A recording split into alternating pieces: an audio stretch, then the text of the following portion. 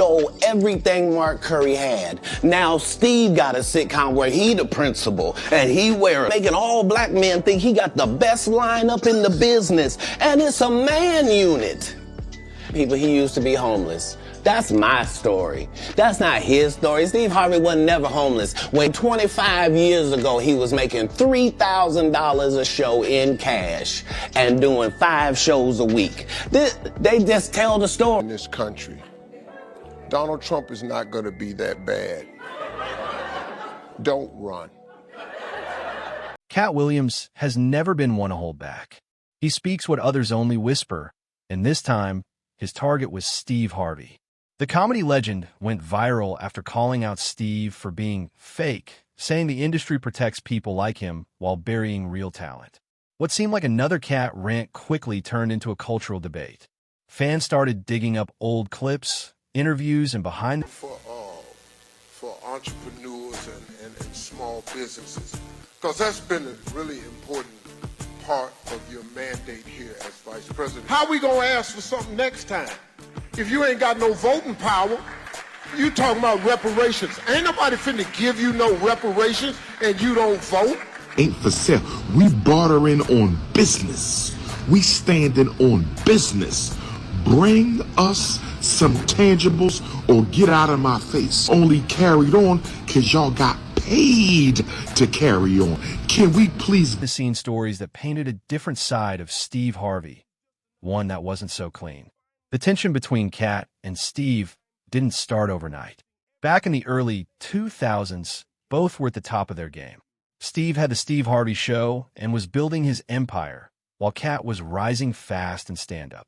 But Katt always believed the industry favored personalities who played by the system's rules, and Steve, in his eyes, was the face of that system. When Katt turned down certain deals and refused to tone down his style, the doors started closing on him. Meanwhile, Steve kept climbing.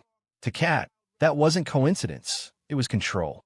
This cat is hot. Please put your hands together for Katt Williams. Saying you are not supposed to be at the gas station making life decisions. Can't even pump gas like you used to no more. If you put $15 in your tank, you had time to bond with your vehicle. You had time to put the nozzle in and put the nozzle in there and hit it. Set the clicker and look through your car and clean off the dashboard. And be sitting there talking, be on your phone. Hey, what's happening? Be walking around, cleaning the windshield. Run in the store and get some Pringles and a Snapper, and it'll still be pumping. Okay, you go in there, bring me a wine cooler. Bring me a cooler, dog. Not no more. You can't even turn around good for that son of a bitch click. As soon as you put it in, just click, click. Get in there and start it up, and you can't believe. Then came the interviews that lit the fire. Katt called out Steve on multiple platforms, accusing him of being a Hollywood puppet. He claimed that Steve traded authenticity for fame, using connections instead of honesty to stay on top. The internet ran wild with it. Memes, side-by-side comparisons, even old audio clips of Steve joking about other comedians started resurfacing. Suddenly, Katt wasn't alone. Fans began questioning whether Steve's positive image was real or just carefully managed. As cancel culture picked up, the pressure on Steve intensified. Every old comment, every questionable joke from the past got dragged into the spotlight. Some defended him, saying comedians have always pushed boundaries. Others argued that accountability comes with fame. Steve stayed mostly quiet at first, trying to protect his reputation, but silence in today's world speaks louder than words. People began to wonder if Katt's accusations had struck a nerve. What's clear now is that this isn't just about two comedians. It's about power, authenticity, and what the public demands from its idols. Katt's message hit deep because this is sad. We've never been here before. Be a movie star.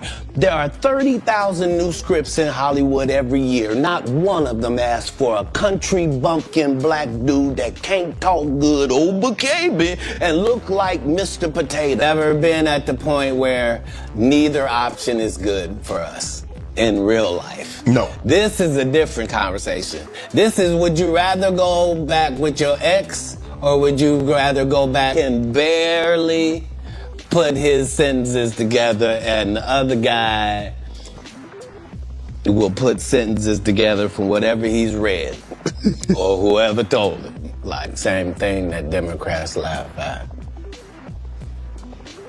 As long as I'm talking to Democrats, I could make them laugh for 1 hour. Because it wasn't just personal. It exposed how fame and truth rarely coexist peacefully. Whether you side with Steve or with Katt, one thing's undeniable. The comedy world has changed. And when cancel culture meets raw honesty, nobody walks away untouched.